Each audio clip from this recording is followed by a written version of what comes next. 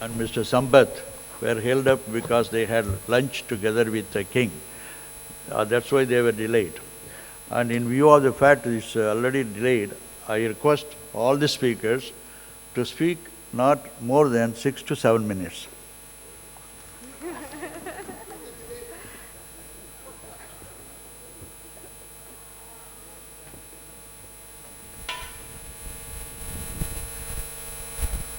Distinguished friends seated on the dais, my colleagues, of course the Honorable Minister is here, and everybody, ladies and gentlemen, I'm here to share my views.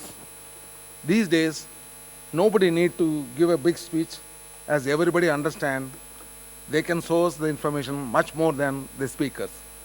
The days are not like in the past. So therefore, I want to share with you my experience as I held some positions. Pardon? Oh, before I could introduce your name, he started. I didn't want to interrupt.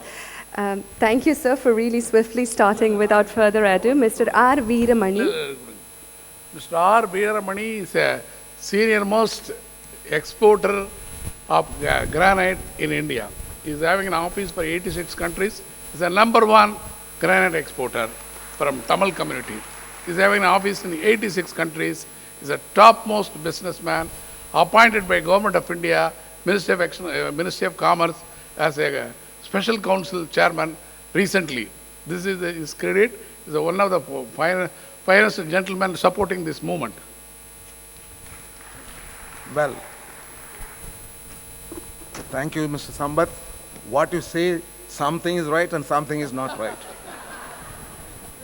Basically, I was a lawyer by profession. By family situation, I was forced to get into some business activity. That's why I came to the business. When everybody was exporting only the tombstones to London those days, I'm the one who happened to develop the business, the building stones in India, where there was no document, no book, no textbook, no geology, no market analysis, nothing. So I jumped into it and learned in a hard way, because I went under training and scientists in Sweden who taught me the building stones and took me around the whole of Europe in the 1970s. Friends, I have opportunities of meeting many people, visiting many countries, meeting heads of state, commerce ministers, our country and different countries. I was the Indo-American Chamber National President before. I was the Indo-Japan Chamber of Commerce President. Therefore, I have been hosted by many leading companies of Japan, Panasonic and Sony and all that. I invited them to come to India, and today there are more than 300 companies from Japan alone in Tamil Nadu alone. So I have learned from others, so I want to share with you that. Friends, we don't need, where are the economic opportunities? Opportunities exist everywhere. Not necessarily you need to travel too many continents. You can get opportunities everywhere. But you can, from your own place, you can access anywhere in the world. That the situation has completely changed. So therefore, what is the future? The future is energy, clean environment, how to reuse the waste and derive some benefit, nanotechnology, power. All these are going to be a predominant thing besides information technology and optic wires, whatnot. I'm not going into those details. So look at what happened. The fuel price, crude oil price was ruling, even up to $200, it was going up and down. Then it came down so bottom now that people are looking at the solar energy in future, and all the cars are supposed to be on battery operator very soon. And this is the kind of vision that the whole world is looking, and also for green energy, from wind energy, from hydro, geothermal, and as well as the battery operated energy. So this is what we are going as a modern industry. But we should never forget what others call the food security. I would call it food sovereignty. We need to have, if somebody is blocking the route of getting food, if the land that are irrigating is getting destroyed, how will we get food? Can we survive without food? Therefore, food is very, very important. the per hectare productivity need to be increased. Land cannot be extended. We need to follow the technology of using minimum water, maximum productivity, using the same land. This is what is happening by Israel. Israel is producing 5 times more than the highest producing countries in the other countries. They are using water. Before they used drip irrigation, then they started root irrigation. Drip irrigation goes to the soil. The soil is not wanting water. The plant needing water in the roots and little sprinkler on the top. So that's how technology is traveling all over the world very fast. Therefore, we must go for the latest technology in every field. And there is one danger. Now people are saying that use battery operated cars in future.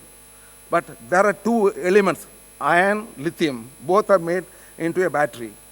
Where the lithium is so dangerous, it is poisonous. So where is the remedy to destabilize or neutralize and make it non-toxic? This is a very important point. If we get too much of lithium, batteries and all that, where to dispose it of? So this is a very important point that we should not lose touch. And then solar is much better, and solar we cannot ignore. Therefore, friends, I want to tell you one thing. You have plenty of raw materials in Africa, South Africa, and other African countries. But what is the brand we have made? Have you made, except there's Krugu, gold coin? Where is the brand? We have not made many products made out of South Africa. You need to make it. And which is the jewelry brand from South Africa, though you get diamonds and gold. If you look at the whole perspective of the whole world scenario, many of the big countries might have a lot of resources, natural resources. But those countries are not having the technology to process and market and build a brand. Brand building is very important. Marketing is very, very important. The brand itself conveys reliable quality, acceptability, and user-friendly. So this is very, very important. Then I would say, after food security, we need to look after the infrastructure like transport. The people need to transport. If we transport and go and come back in a place 2 hours, 3 hours, then how can we work? The productivity will go lost, and your spending time at home will be lost. Therefore, the good commutation situation need to come. For example, European countries, if there is a population of 1 million, they need to have a metro train route. So like that, we need to develop the commutation and the transportation to the modern sense. Then you need to think of the global situation. What is the global situation? Today, regarding China, everybody talks. What is the export of China of the gift goods and the Christmas gift, and also, for example, religious things and all that? The toy industry is supposed to be more than 50 billion. Can we imagine? Can we do that? I was a man who was producing magnet for the electronic industry. Then in 1980s, the 90s, the government allowed duty-free import of electronic things. A lot of magnets came. I had to close my industry near Bangalore. So this is the situation. Therefore, a technology, cheaper productions from anywhere in the world can upset this, because the whole world is becoming a village now. Import, export is common all over the world. So therefore, we need to think, select a product, try to build a brand, and promote it user-friendly. Then ever-changing technology, ever-changing competitiveness, ever-changing price competition. These you cannot ignore. Friends, finally, I want to tell one important historical fact. I happened to come to South Africa first in 1996 at the invitation of the then President, Mr. Nelson Mandela, and I was treated as a guest of the country. I was taken around for almost 14 days, all around, including Durban, everywhere I visited, Kruger Park, and all the places, Cape Town, and also meeting with Mr. Mandela. They asked me to train the people here. There are plenty of stones. Why not you train in India? I promised to train, and the High Commission in Delhi is coordinating with us. Any visitors come, we always train them and help them. That is the kind of relationship. Then, in 2005, when I was a Southern India Chamber of Commerce president, I brought a business delegation to Durban and also to other cities. I signed the agreement, that is MOU, with the Zulu Chamber of Commerce also Durban Chamber of Commerce, Pretoria Chamber of Commerce, Johannesburg Chamber of Commerce, and Cape Town Chamber of Commerce, along with the Indian consul general at the time, because there was no high commissioner at that time. So I have such a close relationship with this part of the country, especially with Durban and Natal and all that. And I know many of the animals, the big five you see here, you can see in also India, because we were inseparable continent in the past. And again, we are touched by the Indian Ocean. The Indian Ocean touches here in Durban. And again, it touches India and also Australia and also Antarctica. What a kind of relationship we have. Therefore, we need to strengthen it, and bilateral relationship, or marketing tie-up, or technology transfer, anywhere you develop friendship and quality, promise keeping, these are all very, very important.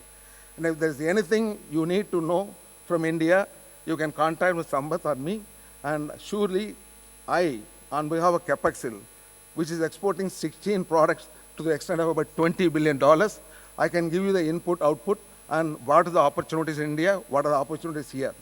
And we are exporting, not me, glass, rubber tires, cement, iron ore to all the minerals, all the stones, then timber.